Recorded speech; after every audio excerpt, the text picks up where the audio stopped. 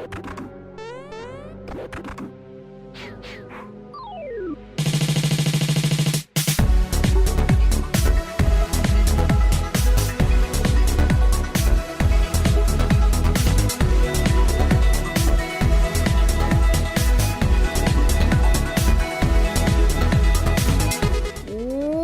up, RPG fans? Welcome to episode 18 of the Switchrpg podcast. As always, I'm one of your hosts, Phillip, and I'm joined by my partner in crime, Geo. What's up? What is going on? How are you? I'm doing great. How are you? I'm okay. I'm ready to get this episode started. Yes. Let's do it. If this is your first time listening, ladies and gentlemen, this is the podcast from Switchrpg.com that brings you exciting news, upcoming game releases, and all the latest in the world of RPGs on the Nintendo Switch platform. This week, we are talking about updated Octopath Traveler numbers, some BioWare news, and the 3 R's that you need to know about. But more on that later. Let's dive into this week's episode. Before we go into the news, let's cover some quick housekeeping. First up, for all of you wonderful listeners out there and viewers now, we do have a new way for you to contact us if you would like to get your questions answered on the show. A couple of you already took advantage of this week, and we appreciate that. It was great. But you can now email the show. You could already email the show by emailing podcast@switchrpg.com, but we've made it even easier for you, where now you can just go to switchrpg.com/podcast, and we have a question form where you can put in your name, your email address, and your question, and just click credit card number. No, not credit card number. Social security number. Yes, all of that good stuff. And then once you click submit, it will automatically email us. So you don't even have to go to your email inbox or anything. Worry about that. But yeah, so switchrpg.com/podcast. And we'll remind you of that in the question section later on. Second up, we have exciting news that we are now on Spotify. We on Spotify. This is something that I wanted to happen a while back, ever since we sort of launched. It seems like everybody now, their goal is to get on Spotify. This is just a gigantic platform for music, obviously, but emerging as a big podcast player. And for the longest time, Spotify was pretty walled off with how to get on there. You had to be on specific hosts. I think it was one specific host for a long time, but they've slowly been sort of opening the doors to other hosts. And thankfully, I got the email that our host had made a deal with them, and we can now have our stuff on Spotify. So if you are a Spotify listener, or you're sort of really into that ecosystem, feel free to search and save our podcast and listen to us on there. That'd be great. So yeah, we're super excited about that. Yeah, I don't have Spotify. Maybe I should do something about that. It's great. I mean, from the music standpoint, it's fantastic. I've had Apple Music for a long time, but actually just recently switched over to Spotify. To me, it's sort of the premier app for getting your music. If you want to pay for it, it's great. But even just free, if you want to just discover new music, it's great. And then, like I said, more and more podcasts, their main goal is get on Spotify because that's where listeners want us to go. So hopefully that's the case here. Maybe we'll pick up some new listeners. Very nice. All right. So that wraps up housekeeping. Let's jump into the news. And let's start off with excitement from Octopath Traveler. Japan. What's that? Yeah, so Japan sees a large restock but sells out in a single day. And this has sort of been the story throughout Octopath Traveler's post-release. Stocking, selling out, there's shortages, people are wanting the game, people are loving the game. And we finally got our first round of sales numbers GOU and I have been talking about on the show for ever since it released. We could not wait until we saw actual sales numbers.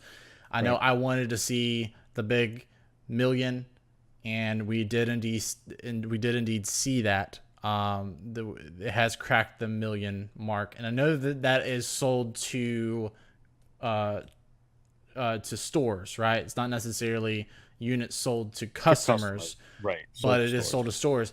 But it is almost safe to assume, with the amount of sellouts and restocks and sellouts again, that we've got to be close, at least close to that million mark to customers, because we're not really keeping much in stores right now. So I feel like there still is a demand out there, and that's still going to push the numbers closer to that million mark.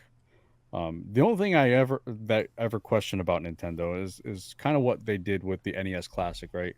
Almost like an intentional shortage. Now this is Square Enix, so it's not the it's not the same thing, but was there a little bit of that going on? Just to kind of create the buzz, create the demand, get people wanting to buy the game. I don't know. I mean, just in my Twitter feed alone, I feel like everyone's playing the game. I think it's a fairly popular game. So I do think the number's legit, and I can't wait to really see the customer sales. Yeah, absolutely. And so a list I've been sort of keeping up with. Wikipedia just has the list of best-selling Nintendo Switch games. Okay, and I've sort of been watching this for a while. I know whenever we were talking early on in Xenoblade Chronicles 2's sort of life, it was big when that hit that 1 million mark, and so it's right now, which I feel is like a very successful JRPG for the Switch. Yep. It's at 1.4. So already Octopath Traveler within 1 month has hit that 1 million mark. So I think that's pretty great. Octopath Traveler has in fact it cracked into the list. It's at number 12. Wow. So I don't know it's really impressive. Yeah, I don't know if they're leaving other games out. This is the list of video games that have sold over 1 million copies. So it has, so there are 12 games that have sold 1 million according to this article, this page from Wikipedia. So take that with a grain of salt. But but according to this, only 12 games have done it, and it's already done it in a month. I think that's pretty cool. Xenoblade Chronicles has been out for what, over 8 or 9 months now. It was December 1st is when it released. Okay, yeah, so it's had quite a head start, and it's is it the style? Is it the look of the game? What is it that's making it sell this quickly? Does the Xenoblade style not appeal to the masses, and whereas the Octopath does, that has something to do with it, I guess. Yeah, well, I don't necessarily know if, because Octopath is selling this quickly, that is an indication that Xenoblade Chronicles 2, there was like a problem with it, or that people didn't like it, because I still think that selling 1.4 is really good for Xenoblade Chronicles, because I don't think it was necessarily one of those top tier games to begin with. It wasn't one of those top tier franchises, I should say. So I think selling that was impressive for them. Well, Octopath is an unknown. Yeah, exactly. It's a brand new IP. So to sell 1 million within a month for a brand new IP, for a developer who, while historically great in recent years, hasn't necessarily, sold like hotcakes, especially with the sort of these smaller games. And when I say smaller, I mean not like mainline Final Fantasy or some of their other sort of big franchises like Dragon Quest or something. But we're talking about a new IP with one of their quote unquote smaller studios. So yeah, very impressed. Very impressed. This is what I wanted to see. And now I'm wondering, is it going to continue? Right. Yeah. Only time will tell. That's for sure. Now, if that wasn't enough for Square Enix with all the excitement surrounding Octopath Traveler, they're teasing us a little bit, Geo. Today was quite the interesting day, and now the internet is sort of abuzz because if Mhm. you'll remember, the producer of Octopath Traveler several years ago made a game on the 3DS that a lot of people really enjoy. A lot of people say is one of the best JRPGs on the 3DS. That's Bravely Default. Square Enix obviously produced that as well, but we now have the Bravely Default Twitter changing their name, their username, right? Right. Yep. And posting a very kind of to me a clear picture of something is coming from the Bravely series. Now, whether Right. this is a remaster, a port of the first two Bravely games, or is Possibly. this a Bravely third type deal here? Now, just describing the photograph or the picture that they posted, right? So when Octopath sold their million, or they announced that they had a million copies sold, they had an image up where it said 1 million, and I believe it had the characters that are in the game.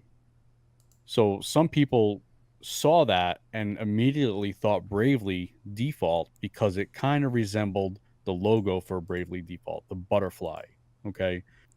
So now in this new image, you have that 1 million, right? It's reversed and it's kind of looks like it's going off into the distance. So it's kind of moving away, moving on.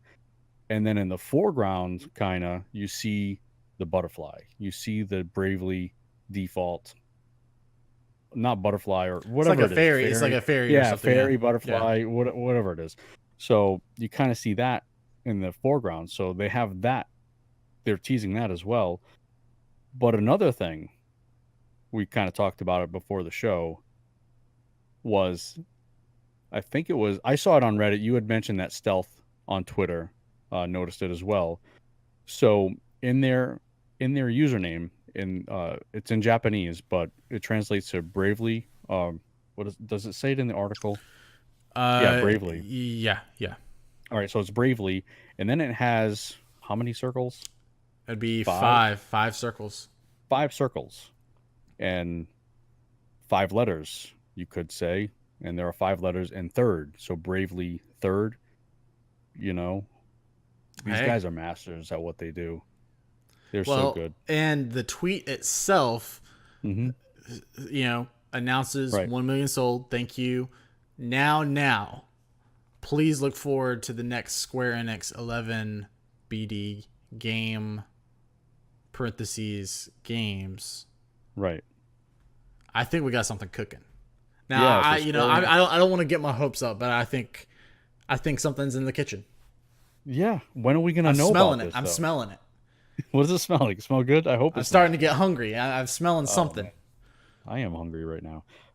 But yeah, so Square Enix. I don't know what the 11 means. But BD, I would assume Bravely Default games, and Nintendo just announced that they're doing a Smash Direct, Yeah. not an indie direct or an indies, not a full fledged Nintendo Direct. So I don't see it being related to that. This could just be an announcement on their own type of deal. But I want it. I want to know what it is. I think it would. I mean,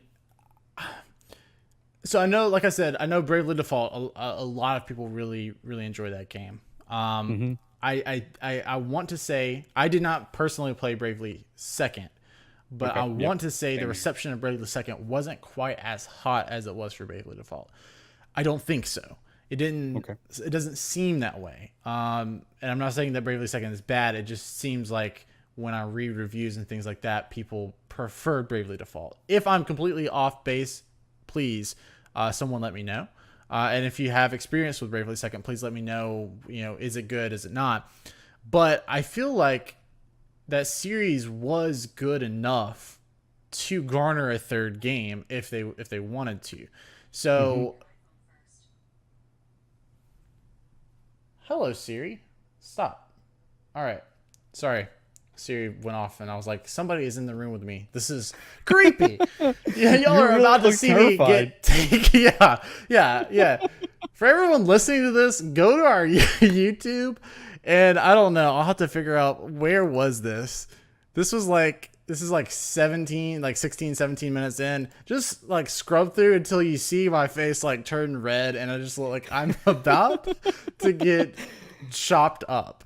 No, I'm still like hot, like hot and red. Okay, It- anyway, but dude, I I've would be like Liam Neeson. You won't have to worry about the thing. I would get on the phone, like you have my co-host. I will find you.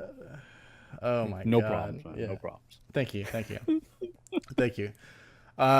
So anyway, I feel like Bravely deserves a third game. And that now what's interesting is even though the producer is the same, it's not the same studio. So Hmm. even though my first inclination was okay, well maybe this is something for the future because I mean they just finished Octopath Traveler, And they've also but said they're not doing any DLC. So they're, I mean, unless there are patches to come out, they're done. yeah, but if it's not even the same developer, it's not the same Right. studio. I'll say it's not the Yeah. same Yep. studio. I mean, they could have been working on this sort of behind Sure. the scenes, and look, maybe they actually have this masterfully planned out where they were hoping, maybe Octopath Traveler sells really well. Well, let's capitalize on that success by having this ready to come out, months, half a year after Octopath. Maybe they've planned that far ahead. I don't know. We may be getting either a third. I think it would be smart if you are doing a third and it's going to be on the Switch. It would be smart to do a collection of the first two. I Hmm. think even if the second game wasn't, you know, the most well received, you bundle it in with the first one, and then it's like, who cares? It could be like a Final Fantasy 10, 10-2 situation where Right. 10-2 isn't necessarily as like critically acclaimed as 10, but you bundle it in with 10 with the HD collection, and it's a nice bonus because I'm coming in for 10, but I also might as well experience 10 too. So you bundle it in with Bravely Default, and it's a great value, and it gets you prepped and hyped for this possible third game. It's kind of what Bayonetta did, right? They kind of Yeah. had their, 1 and 2, and, 3 is eventually, going to come out at some point. Now, how would you feel if this was in the same vein as Octopath, same look and feel? If Whereas they that's if not they redid it. not redid it, Oh. but it was that 2.5 HD, like Bravely Third, whatever this third one is.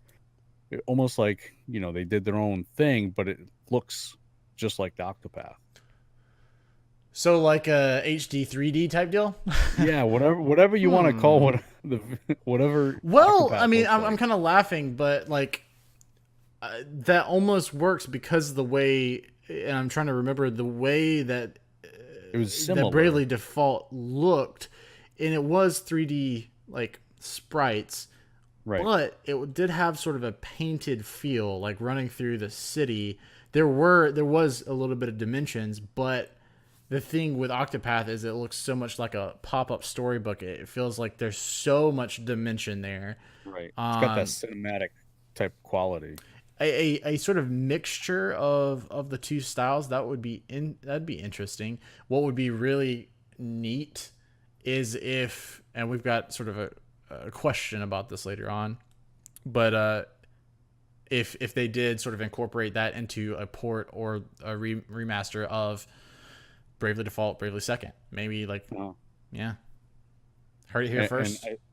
I think I'd like to see the overworld in Bravely Third, whatever it is. If this is indeed a thing, like the overworld, just kind of redone a little bit. It was kind of I don't know, kind of stale, I think. Bland. But yeah, but we can only hope, I guess. Or That's honestly something in recent Square Enix games that I've had a lot of issues with is the overworld.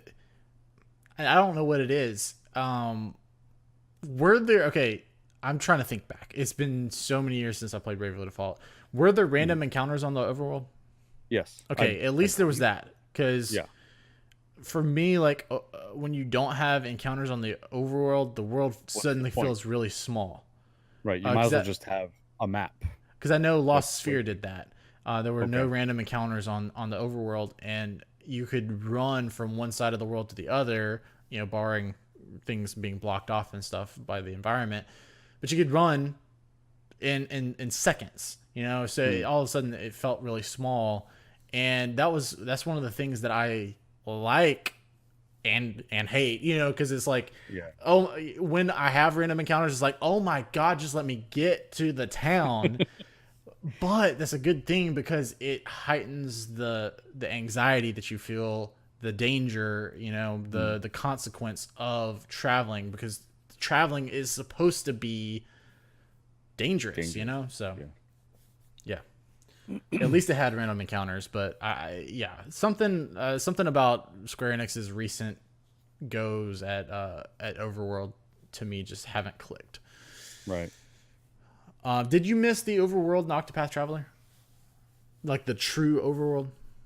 No, I mean, in most instances, I feel the overworld is unnecessary. You're Um, just like, let me get there.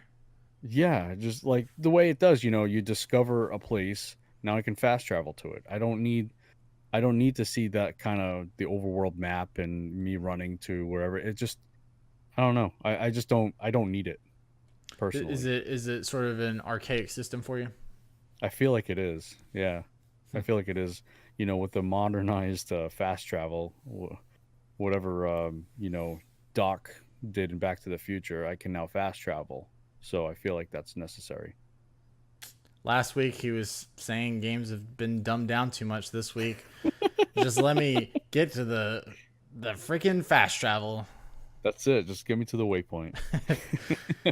All right, to round Nobody has out time for that. to round out our Square Enix coverage for this week, we've got that Square Enix in a recent job posting of none other than the Final Fantasy VII remake has basically told us that Final Fantasy VII is no longer an RPG. Uh, no, they describe it as an action game in a job listing, and I feel like that's a trigger word for Geo. But That's yeah. and I know That's for that's Final okay Fantasy though. VII specifically, it's probably a trigger word for a lot of people as the Right. transition to action.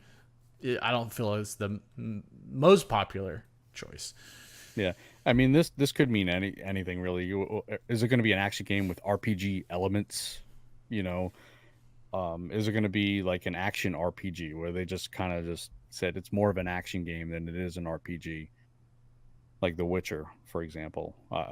That's more of an RPG, but there are others like I would say Shadow of War is an action game Mm-hmm. with some RPG elements in it. Is it more in that line or is it more Witcher line?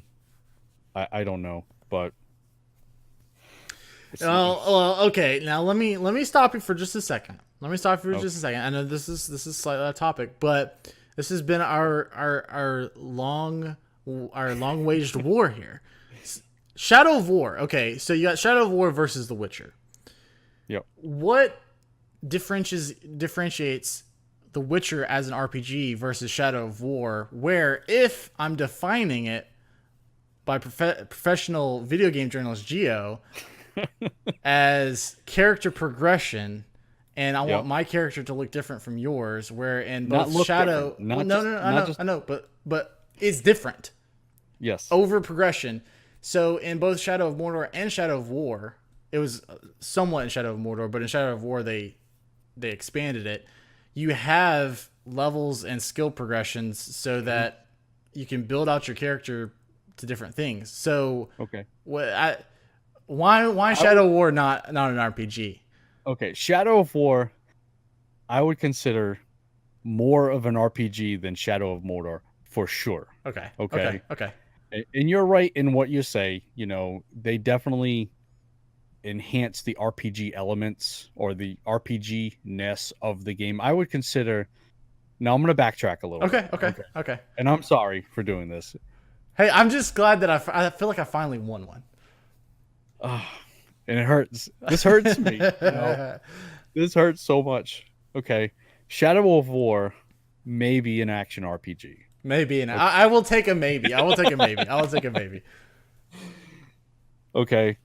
Shadow of War may be an RPG.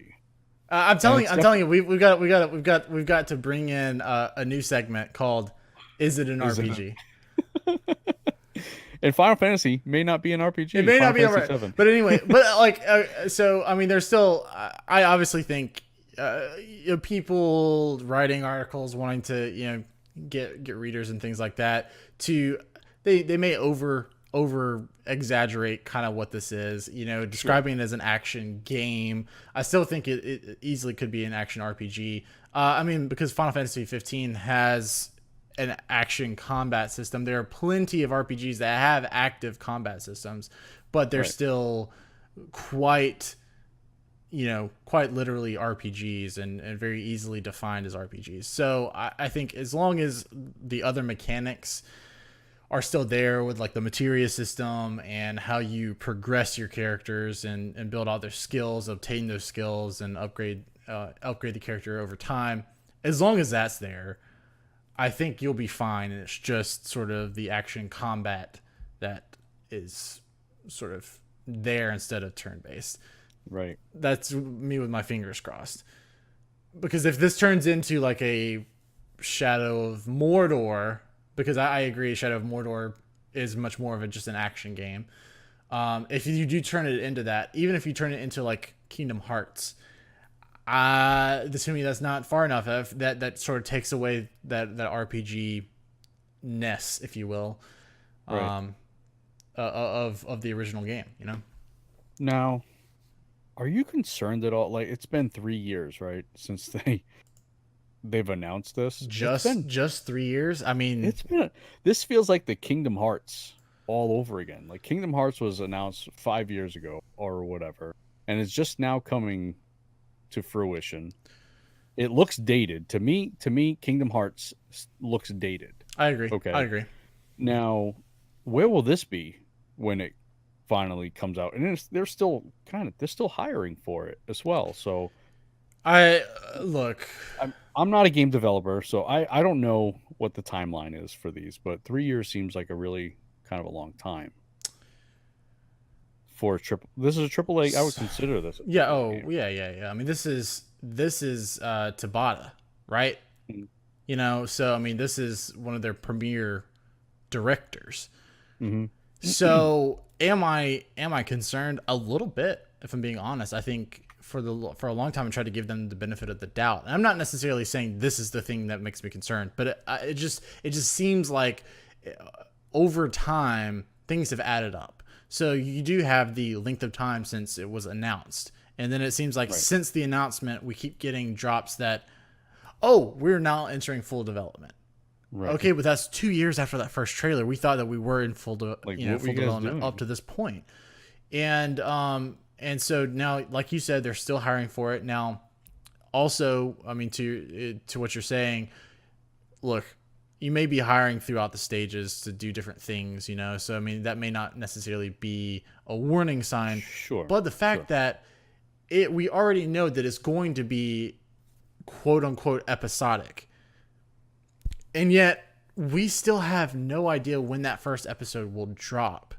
It's already going to be very strange in that it's going to be, if it's a PS4 game, it's going to be so late in the PS4 life cycle that it's not going to look like one of the best PS4 games because the tech is going to be so old at that point. And also, if it starts on the PS4, could we get into the situation where like episode 2 and 3 are during the PS5 era? And if that's the case, are they coming out on the PS5? Is this one of those double cross platform games? I never like that. I like for you to choose the thing and come out on it. I really feel like this is sizing up to be another Final Fantasy 15 scenario where it was a game that was planned on the PS3 and then wound up coming out on the PS4. Yeah, that makes more sense. And is sort of old, because as pretty as 15 looks, it still to me doesn't quite look like some of the sort of premier PS4 games. Like God of War. Yeah, and it's just because like it was so old of a game when it came out. And like performance wise, it wasn't a 60 FPS game, So once again, because it was so old, and I feel like we may be, going straight for another scenario like that. This could turn out to be a PS5 game that looks like a bad PS4 game. And just like you're saying, the same thing with Kingdom Hearts 3. It's so old at this point, it does not look like a PS4 game. It honestly looks like a really, really good PS3 game. But everything else surrounding like a good PS2 game. I won't go that far. Okay. But to me, it looks like a higher res version of the remasters of the PS2 games. Maybe a little far, but like you know what I mean. Right. It doesn't look like Final Fantasy 15. Yeah. So right. I don't know. All right. Enough with Square Enix. Yeah. I love Square Enix, by the way. Everybody remember, I love Square Enix. Yep, sure you do. All right, so real quick, we'll go through these other news stories.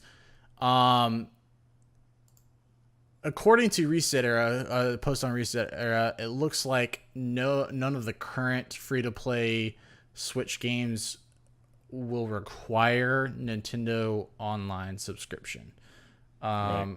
If that is indeed the case, I think that's pretty cool. I think that's pretty cool. Because I don't know. That's not offered anywhere else. I don't think that's the case on PS4. I don't think it's the case on Xbox either. Like I can't play Path of Exile without signing into my Xbox Live account. Yeah, because I remember playing a free shooter back in the day, and I still had to have. I'm pretty sure I still had to have a PS Plus. So anyway, if this is indeed the case, I think this is big. Now, I think it's even bigger for the Switch because of the player base that you're looking at. If you take Fortnite, which is the biggest game right now, and we've talked at length about how good it is for the Switch, how good it is on the Switch. Look at that player base. It is really young. And so I think that you're doing the right thing if you've got a super young player base, not requiring the parents to go out and get a subscription. This is not a scenario where there's a barrier for an 11 to 13-year-old, playing a game with his friends. If it's free, if they can pick it up and play it for free, they're able to pick up and play with their friends. I think that is very consumer friendly if it winds up being the case. Right. I mean, and the reasoning behind this user, what he said is that because in other online games, it specifically states that they need Nintendo Online in the small print, whereas some of these others don't list that. So, for example, Paladins, Fortnite, Pokemon Quest, Dawn of the Breakers, Fallout Shelter, Galaxy. There's some pinball games that no one plays, and Kitten Squad, which I don't even know what that is. But those games don't indicate in their fine print that you need Nintendo Online to play them. So I think Fortnite is big. I think Paladins is going to be pretty that could big. Make or break. Yeah, break yeah, it yeah. I think that could really help Paladins. Now, I mean, I think for the majority of players, they are probably going to get a subscription anyway. It's fairly cheap compared to the other big platforms. Right. When it comes to Xbox Live or Gold or whatever it is, and then PlayStation Plus. Don't act like you don't know. I don't know what it is. I never know. Is it Gold? Is it Gold? Xbox Live. Yeah, Xbox Gold. Live. Okay. Yeah, I don't think they have gold and silver anymore. Okay, yeah. Whatever. Anyway, yeah. But anyway, I think for the majority of people playing online, it's not necessarily even going to affect them because they probably will have the sub. But I think it is important for, like I said, those 11 to 13 or 13-year-old who aren't necessarily in charge of their own finances. They don't necessarily have jobs, and so it's not another trip to mom and dad to, hey, can you buy this for me, blah blah blah. Right. It's just no barrier for entry. It's great. Yeah, just plug and play.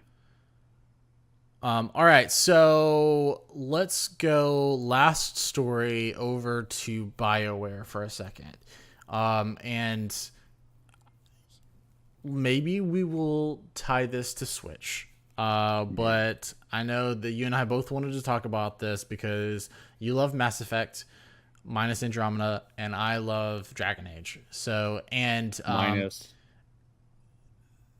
say it, minus what? I, You love them all? yeah, yeah, Yeah. yeah. Okay. Inquisition is a really good game. Okay. Yeah, no, I mean, I don't hate any of them. And plus, I feel like I haven't given enough love to them because Age of Boredom listens to every episode, waiting for me to say the words Dragon Age. So I've said them this episode. But this article from IGN just gives an overview, a reminder that BioWare is still, in fact, working.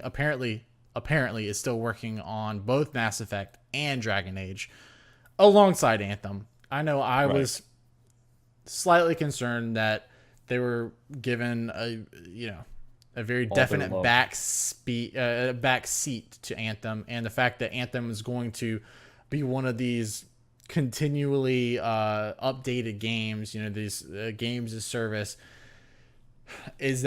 how would that affect my beloved Dragon Age? I even if they tell me that it's not going to affect it, am I going to believe them? I don't know, but this article says that BioWare has confirmed that while the team is hard at work on the upcoming Anthem, there are still teams working on the beloved franchises of Mass Effect and Dragon Age.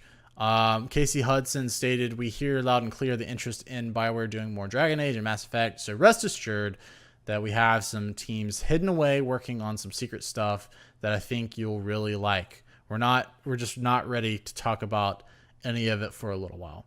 Gio, what do you think about this? That's fine as long as they don't need to talk about it, as long as I know that they're working on something, because at least with me, Mass Effect Andromeda left a really bad taste in my mouth. It kind of, and I almost remember hearing things that this is it for Mass Effect. They're done with Mass Effect, and to hear this it's reassuring for sure that they're not abandoning the Mass Effect crowd. Now, Dragon Age, I'm not sure what you feel about this. The only Dragon Age game I've played was Inquisition. I didn't mind it. The only thing I didn't like in Inquisition was I felt like the world was way too big with nothing to do. That was the story arcs were fine. I was fine with everything. It's just the world was too big. There was not enough content in the world. But yeah, this is awesome. Great news. They're not abandoning either one of those franchises. No, that's not rain that you hear outside my house. That is me raining on your parade, okay? Because here's the thing, Casey Hudson. I don't believe a word you're saying here. Honestly, I don't. This sounds like the biggest bunch of malarkey. Bill, you got that project ready for me? Yeah, boss, I've been working real hard on it. Definitely didn't forget about it, and just now remembering right now, and I'm scrambling to come up with, something to say. We've got some teams hidden away working on something really secret. We're just not ready to talk about it quite yet. Whatever. No. We've had people falling off these projects and signing back onto these projects. They don't know what they want to do with these franchises. Like you said, Mass Effect was canned and now it's not. We hear you loud and clear. People got mad when we said we're not doing Mass Effect anymore. So we definitely still are. Yeah, sorry.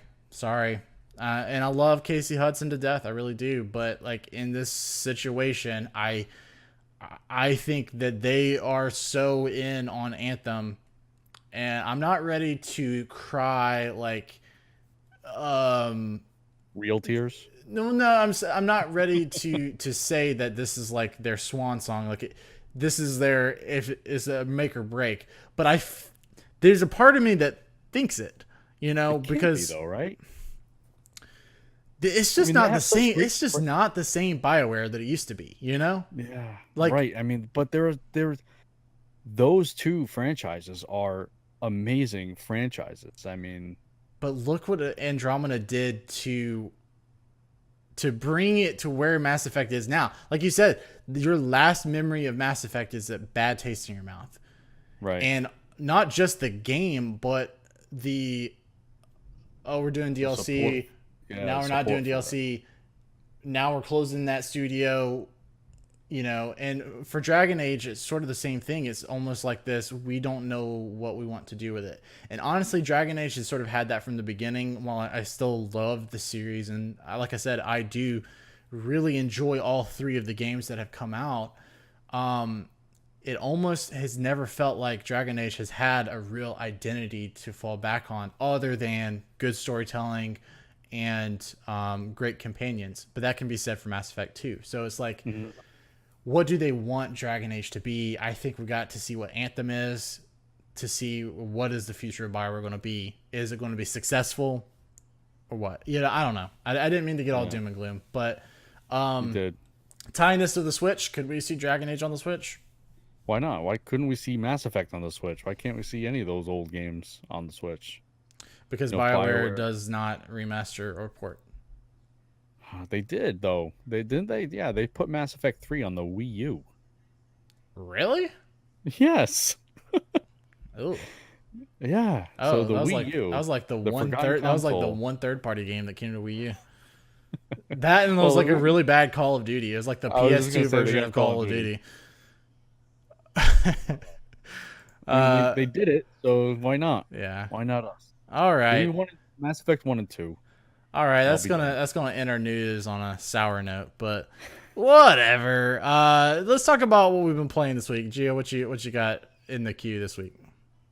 Still playing Hand of Fate. Um, really, really good game. I think it's still $40. I think it's a little high for that game, but it's still a good game. I'm enjoying that game, and I've also picked up Salt and Sanctuary. I really like this one. This one fills that Dark Souls niche, and we didn't even mention Dark Souls getting pushed back possibly again. But this feels like, and I hate to say it because Ska Studios is the one that developed this game, and it's been on PC for a while, and they they don't get enough credit for what they did because everyone compares this game to a 2D Dark Souls. While it does take a lot of things from Dark Souls, they do a lot of different things that Dark Souls can't do. They with this game, it's 2D. They kind of, it's almost got a platformy game Hmm. within it, and also a Metroidvania feel to it because of its 2D and retracing steps. So it's kind of got that feel where Dark Souls does have a little bit of that, but not like this game does. So again, they did some different things where it's not just a 2D Dark Souls clone. It's a little bit more involved than that. But I'm really enjoying that game. What else? What else? If it I've doesn't honestly, if it doesn't have fast travel, I'm not playing it. it does not have fast travel. um, I actually haven't picked up Octopath. I know that that sounds like may sound Heresy. yeah, heresy. I haven't picked up. I only have, I think, 10, 15 hours in Octopath. I haven't picked it up since I've gotten Hand of Fate or Salt and Sanctuary. So what does that say about Octopath for me? Maybe I lost a little bit of interest in it. Maybe I'm just too involved in these other two games. Maybe that's just too much on my plate. But I don't know. Those are the two games I'm playing. Well, we'll be picking up Octopath this next week because a special announcement. We're going to have a special guest on the show for next week. You thought that Super Smash Brothers was going to be the biggest crossover event of this year. Well, we have a surprise for you because we do have a host of another podcast will be coming on, and we are going to be discussing Octopath Traveler. So I probably will try to pick Octopath back up and get a little bit further. But Matt, who will be joining us, I don't know if he's finished it at this point. I haven't talked to him this week, but he was really liking it. So we will have some Octopath jazz to talk about next week. But anyway, what I've been playing this week, I've been playing my keyboard. There you go. I've been recording some music this week, and so haven't been in the games quite as much. I've got Banner Saga 3 to get to, and then I am slowly making my way through Tales of Fantasia, and I also fired up Tales of Symphonia. So I have sort of those two running concurrently. Those are two very, very different experiences. But I'm enjoying both. But I did complete my first Final Fantasy cover of the week in my recording. So I'm excited about that. I covered Find Your Way from Final Fantasy VIII dungeon music. So will we ever hear this anywhere? We will. Okay. You will. Right. I've already heard it a bajillion times. A million times. Kind of sick of it at this point. Throw it away. Yeah. Get rid of it. All right, so let's talk about sales and releases, which are, as always, brought to you by Switch List, the iPhone and Android app designed to keep you and your gaming life organized. If you're like me and feel like the Switch eShop is sometimes a hassle to look through and find what you're looking for because of its disorganization, then this is where Switch List can come in and help you out. With a few swipes and searches, you can organize and you can search, sort, and scroll through only what you want to see. It's got great filtering systems and stuff like that. So yeah, Switch List, once again, iPhone and Android app that can declutter your eShop life. Yes. All right, what we got this week on sale: 9 parchments for $7.99, Plague Road for $1. I don't know if that's a good thing or a bad thing. Wait, time out. Can we just take a moment to recognize that is actually not on sale anymore? That is the actual cost of the game, because that game is on sale. I want somebody to go back and I want somebody to plot how many episodes Plague Road has been on sale. Seriously though, I mean, I feel like we mention that like all the time. Yeah. That's got to be just what it costs. It's $1. I don't even know if it's a good game. I have no idea.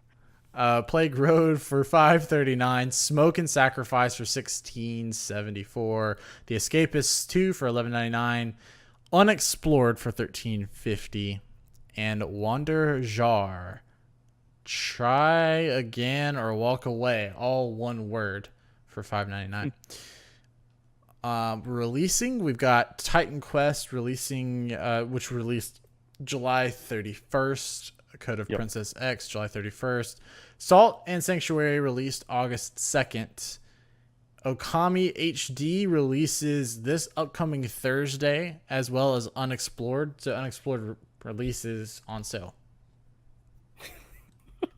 There you go. Cool. All right.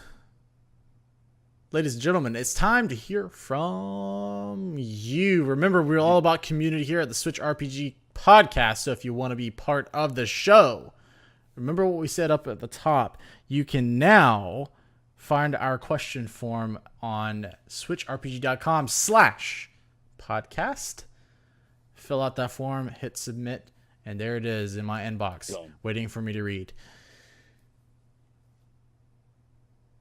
Gio, let's find out what people said today. I lost myself in the document. Like, wait, is he gonna? I thought you were gonna sneeze or something.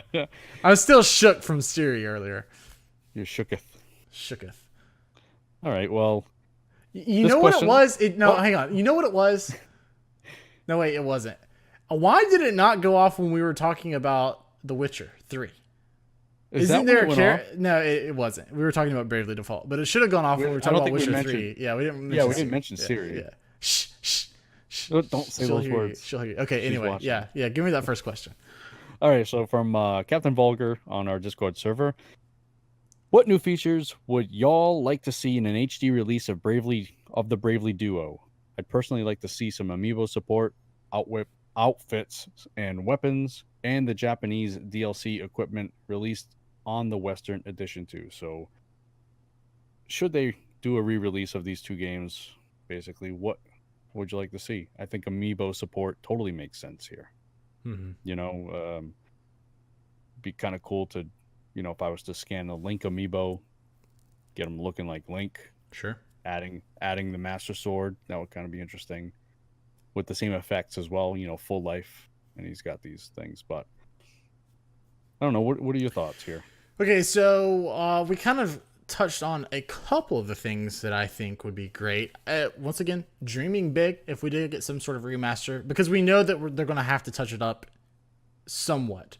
Sure. Because you had mentioned the two screens thing, so they're going to have to do something regardless. But I think if we're dreaming big, some sort of enhancement to the visuals would be amazing. I think Sure. that? I know, but let's dream, shall we? And call it HD 3D or so 3D HD or something. I don't know. But adding that extra depth of field. As far as the actual gameplay goes, I'm all for costumes. Captain Vulgar mentioned the Japanese DLC equipment. I think that's always great to sort of get that stuff that we didn't get last time. Right. That happens a lot with Square Enix. And so I think getting that, I think new costumes, this being sort of a job-based game, I think one of my favorite things about sort of the jobs and thinking back to like the DS version of Final Fantasy 3, what I loved is the way that your outfits change based on the job that you're using. So Right. I am all for outfits. I love outfits in games. And so more of those I think would be great. I think if you could give it sort of like,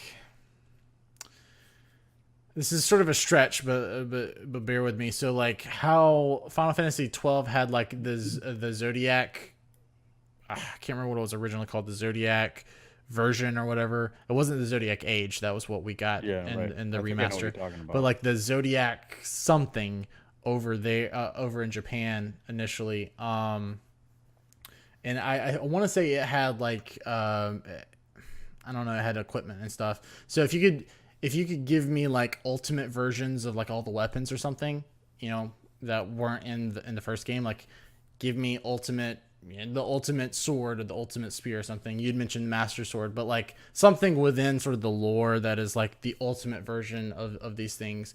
Because if Right. you're playing the game for a second time, because this is a port, I think giving people, uber weapons, whatever, make it, Right. make it Something interesting little. to obtain. But if you Right. want to go out and get these things, do the quest to search for the 7 swords of whatever, and it unlocks, super weapons for everybody. I think that'd be pretty cool.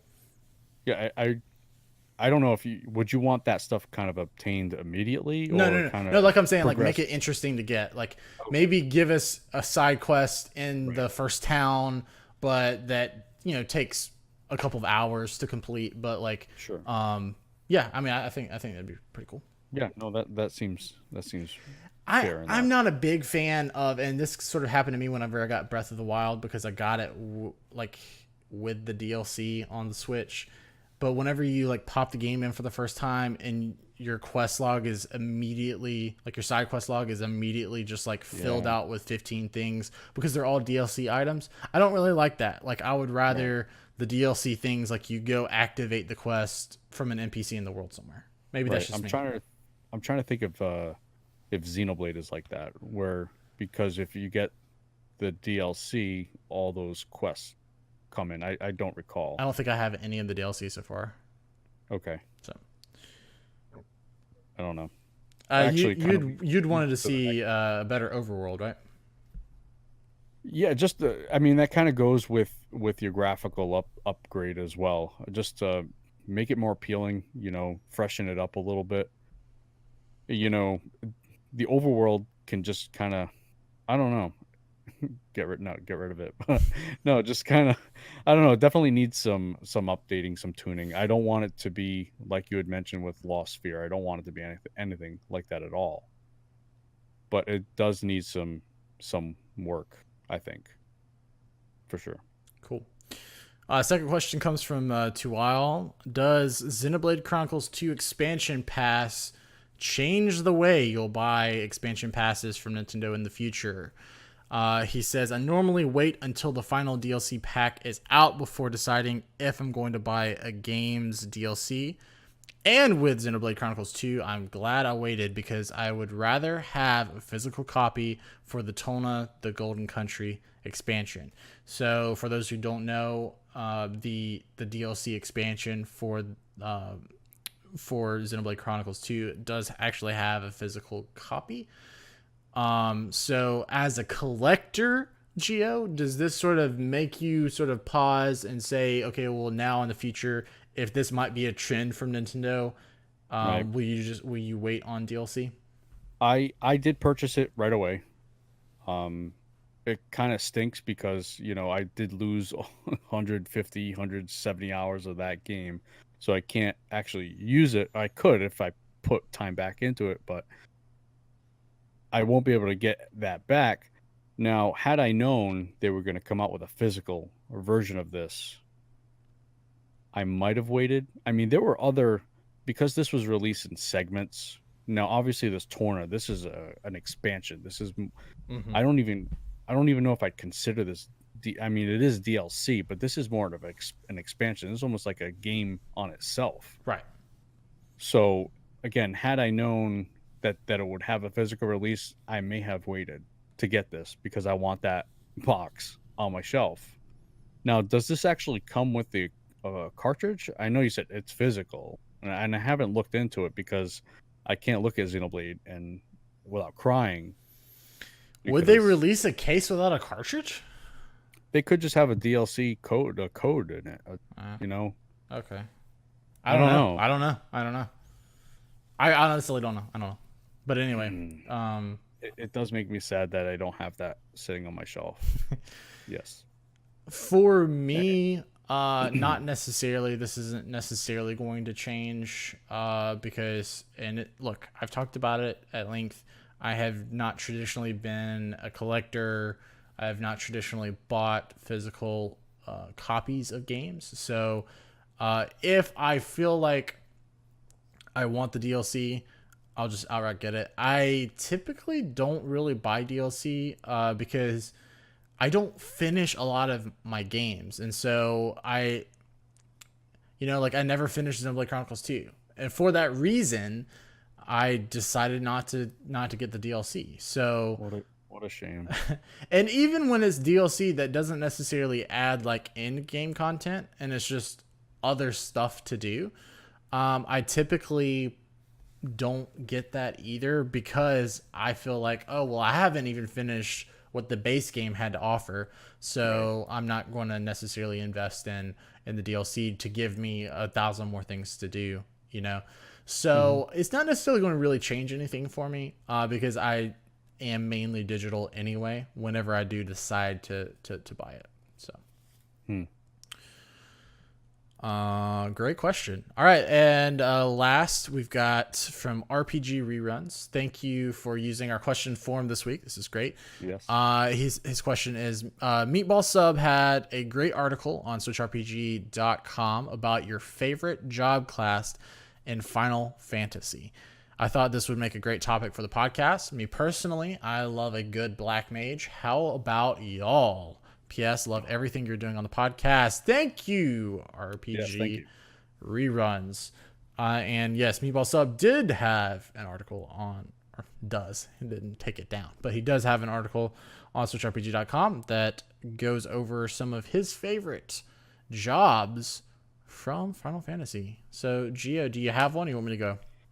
No, I definitely have one, and again, thinking of Salt and Sanctuary, I made this character thinking of the character that I kind of currently have on my tabletop games, and kind of the class or the job that I typically gravitate towards with any RPG is the rogue slash thief. I just love, I don't know what it is, I just love that they can steal stuff, that they're quick, nimble, they're close quarter combat. They look appealing to me. They look cool to me with the two, whether it's two daggers or whatever. In Path of Exile, I can make it whatever I want. I mentioned it, okay. But yeah, typically like a rogue or a thief is where I will gravitate towards. I like it. So for both of these, I think I've got to go with Final Fantasy IV and say that the Dragoon is one of my favorite jobs from the standpoint of both the look. I think Kane's look in Final Fantasy IV is one of the coolest I've played in a Final Fantasy game. And then I do love his mechanic with the jump. And I always thought that was really neat. I remember the first time I ever popped in Final Fantasy IV, I think it was on my PSP, and I pressed jump, and then he left the screen. I was like, oh, did I do something wrong? And he didn't come back for like a turn.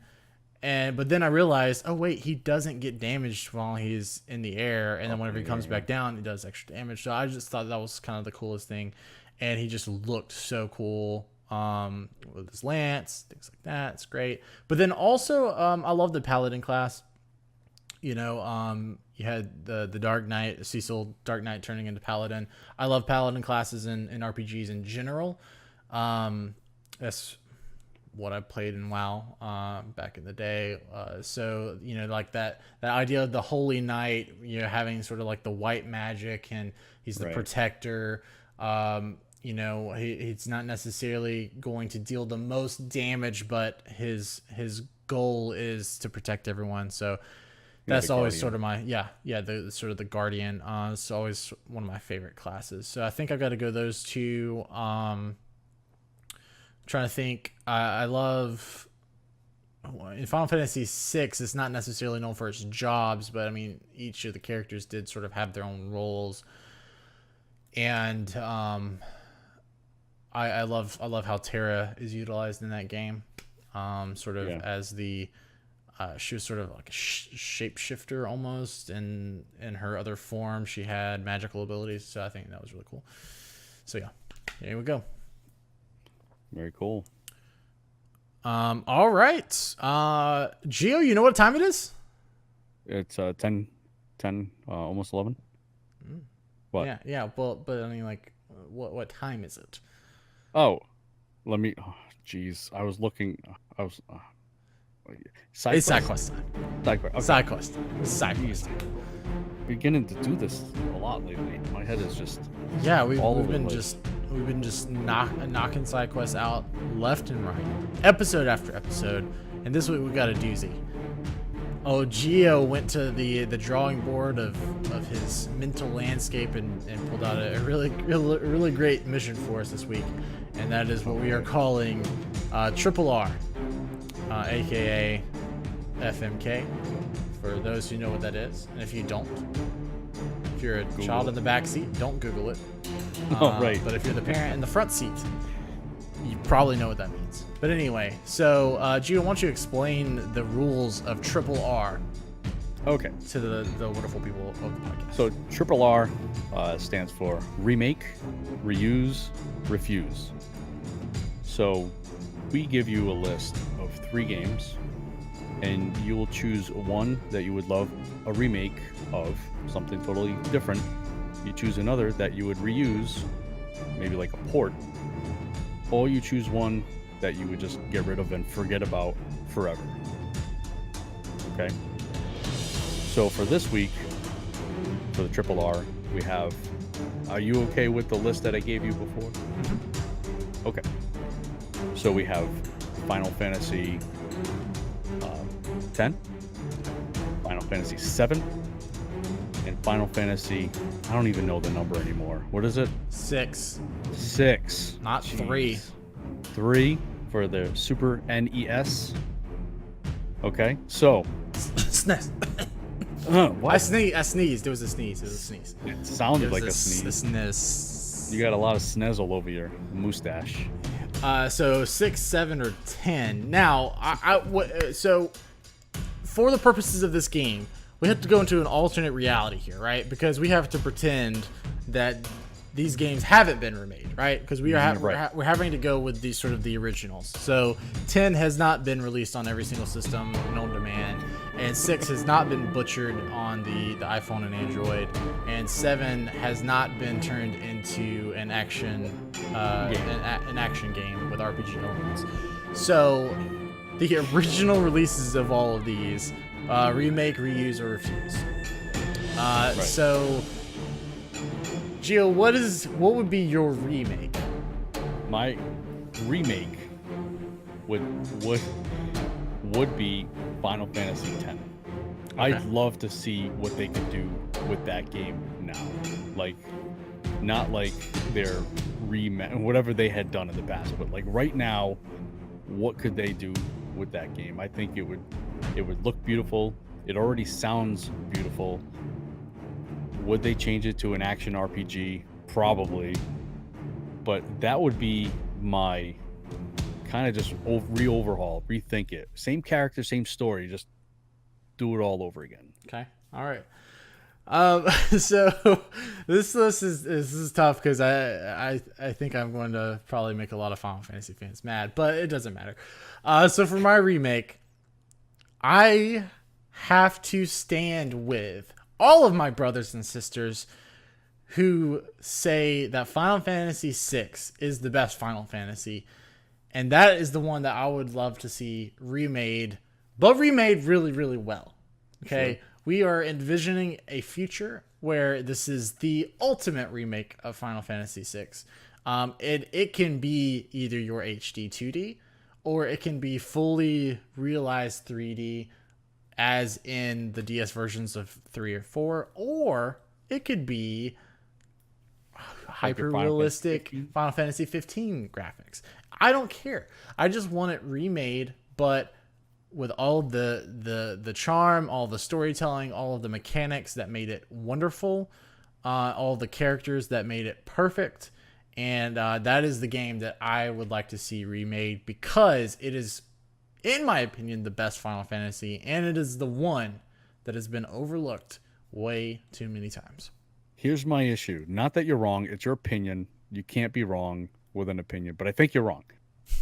With it, it can't be like Final Fantasy 15. I feel like you lose a lot of what you like about Final Fantasy 6. I feel like you, in a world like Final Fantasy 15, you lose a lot of story. It's too open world. It's too open-ended. You'll lose a lot of story when you do something like that. I mean, for example, in Final Fantasy 15, I couldn't tell you what the story's about. It just kind of gets, for me, in things like that, in that particular game, it got lost, and it happens in a lot of those type of games, like Fallout 3, Fallout 4. Those open world-ish games kind of lose their stories. Are very loose. But with something so beloved and treasured like your number 6 here, you can't. I don't think you can have that. You would have to suffer with a turn-based game. Yeah, but you're thinking that if we take it open world, we're also taking away turn-based. We're keeping turn-based. We're keeping random encounters. We're keeping an empty world because I don't need things to do in it. We're keeping the exact plot as it was. We're running from A to B. And You know what? Final Fantasy VI is already an open world game, technically. Like, okay. The way that those older games were made, like the world map, you didn't have fast travel, so it is just like open world, and it would just be 3D-ified. Yes, okay. I get what you're saying though. I get what you're saying, that with open world games, typically you lose on the narrative and you lose the charm of the storytelling, but I think that is mainly the fault of the way that those games are written. Like 15, the fact that you're losing the narrative. I think that's the fault of the writing.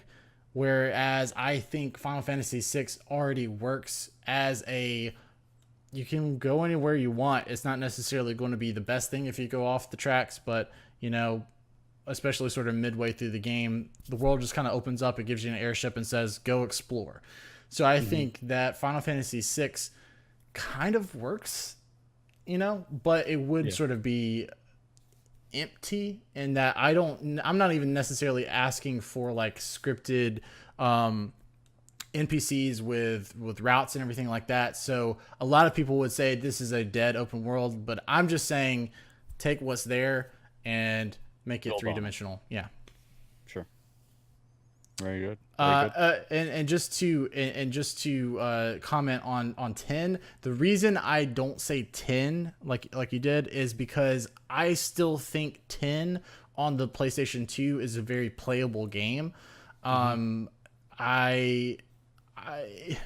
know it doesn't necessarily hold up like graphics wise, but to me, like the graphics were good enough. And I am fine. Like I am fine with going back and playing 10 how it was on the PS2. Whereas I want to see my beloved just remade completely new. Reimagined, remade. Yeah. Sure. Yeah. Okay. So for what is it? Reuse. Reuse. I'm gonna have to say Final Fantasy VII. In that I want it very similar to what Octopath has done, the same look, the same feel, just make it 7. Don't make it what you're doing with it now. Make it like Octopath is doing it right now. I feel like they kind of have a good formula. That doesn't count as a remake if you take 7 and give it like a sweet HD. Okay. I thought Reuse would be like a straight port. No, I feel like okay, you're right. No, you're right. I would love to take Final Fantasy VII as it is now. Yeah, no, I totally agree. Yeah. But I mean, I'll allow, okay, if I will, I'll allow a little spritzing up, a little glitz and glamour on it, okay, for a port. To make it presentable for like HD screens and stuff like that, yeah. Sure. So Final Fantasy VII would be that one for me. Okay.